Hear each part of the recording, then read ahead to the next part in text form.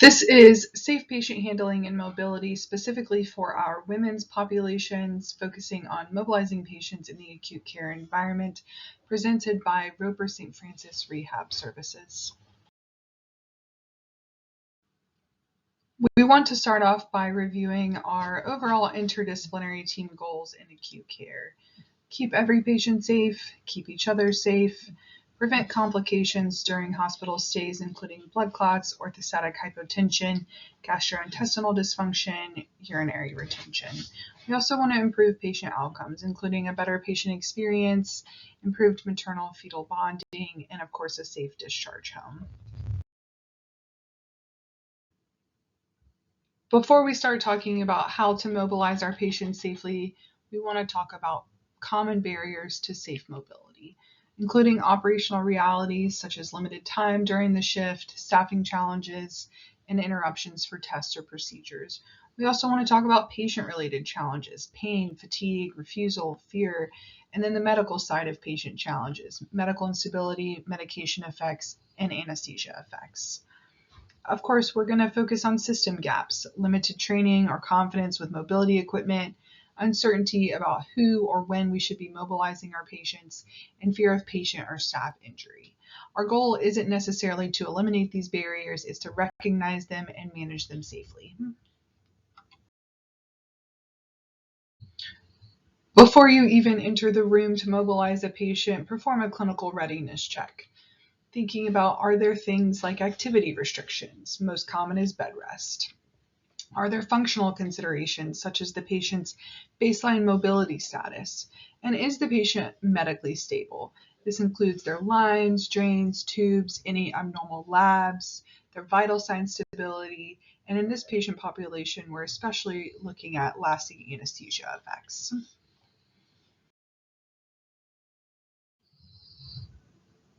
We want to spend a brief moment going over the EPIC verbiage and its meaning as far as mobility goes. Starting at the bottom of this chart here, you see our independent patient.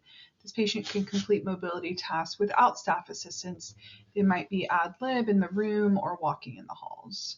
Going up just a touch to our standby assist patient, this patient also doesn't require physical assistance from staff, but staff does need to be within arm's reach for safety.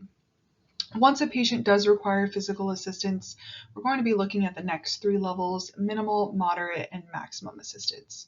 Depending on how much assistance your patient needs is how you'll rate the patient. So if a patient does 75% or more of the task, that would make them minimal assistance. If they do 50 to 74% of the task, they are moderate assistance. And then if they do 25 to 49% of the task, they are maximum assistance. If a patient is doing less than 25% of a task, we would score them as dependent. I also want to draw your attention to the third column over, and when we start thinking about using two people, generally when we start to see this moderate assistance level, we're going to add in some assistance as well as consider some other equipment as well. Now that we've done our clinical readiness check and we've reviewed the language that we're going to use, we want to start thinking about setting up the room and the environment for safety. So we're going to prepare the environment, clear pathways, trip hazards, tray tables, secure any cords, lines, tubings, disconnect any IVs that can be disconnected, and then we want to position and lock the destination surface. Make sure that our actual final destination is ready to go. We also want to start thinking about how we're going to protect ourselves in the environment. So adjusting the bed height, gathering any needed equipment, and of course, gathering any necessary assistance. And then before you start moving the patient, confirm their mobility, assistance level, certainly evaluate for dizziness, orthostatic risk, review the lines, drains, incisions, make sure your patient's wearing non-skid socks, and just as we said before, ask for help early and ask for that necessary assistance to keep yourself and your patient safe. On the last slide, we referenced gathering the appropriate equipment, so I do want to take a moment to just review our Serosteti or sit-to-stand device. These are best used for patients who are cleared to weight bear through both feet, can stand with or without assistance, and of course, these are for patients who have a concern or a caution for hypotension or lingering anesthesia effects. They are appropriate for supported standing attempts. Maybe you need to change sheets, change tuck pads, perform hygiene, and probably their most common uses for transfers from bed to toilet, bed to chair.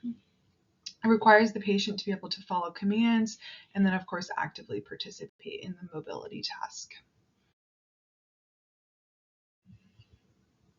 We've spent a few slides now discussing how to prepare to mobilize your patient and equipment used to mobilize your patient. I want to take a moment to talk about keeping yourself safe and safe body mechanics at the bedside. We want to make sure that we're maintaining a wide base of support. Always bend at your hips and your knees. Avoid that rounding of the back. Keep the patient close to your center of gravity, or keep the load close, as we say. Use leverage with the patient. Try not to pull on their upper body if at all possible. And certainly encourage your patient to participate whenever possible. As we discussed earlier, always obtain additional assistance early and often. And then finally, we do want to consider bed positioning, such as Trendelenburg or Hercules sheets when we're boosting patients, and then bed height when we're getting in and out of bed or performing other tasks. If it feels unsafe, it truly probably is. Pause and reassess. Now that we're finally ready to move our patient, I find it helpful to think about mobility as a progression. It's not all or nothing. Each step prepares the patient for the next. If your patient feels poorly or does poorly at one step, pause and reassess before moving on. Starting with rolling, of course, progressing up to sitting at the edge of the bed, from sitting to standing, maybe moving from the bed to the chair or bed to a bedside commode, and then finally walking in the room. Again, advance patients to the highest safe level, but reassess if your patient does poorly at one of these levels before you continue on. The log roll technique is especially useful for our patients that have abdominal precautions or are status post C-section. So we'll start off by rolling our patient to their side, cueing them to reach across their body for momentum, even better if they can grab the bed rail. As we're assisting them, we want to do that at the hips or the shoulders. Again, as we said earlier, avoid pulling at the arms. Once we've got our patient in a side-lying position, have them bring their legs over the edge and cue them to push up through their elbow or hand. If we do need to assist, it's best to do this at the trunk or the legs. Again, trying not to pull on the upper body.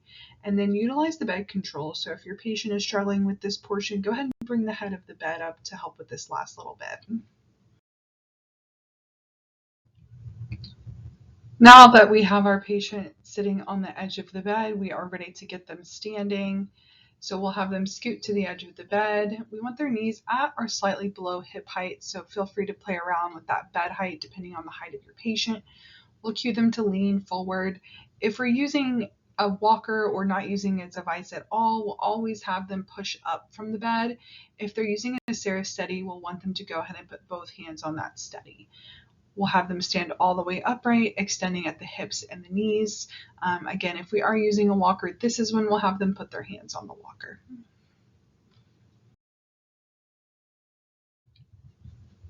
This next step is a great opportunity to take a thoughtful pause and do a stability check before moving.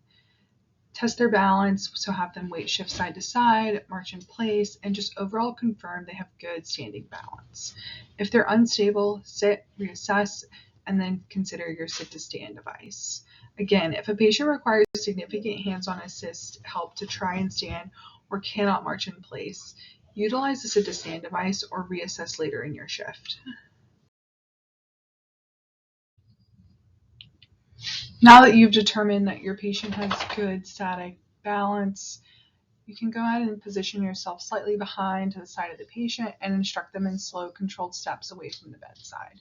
You certainly want to be monitoring for any dizziness, fatigue, shortness of breath, or instability. If the patient becomes unsteady or symptomatic, stop, stabilize them somewhere safe, and reassess.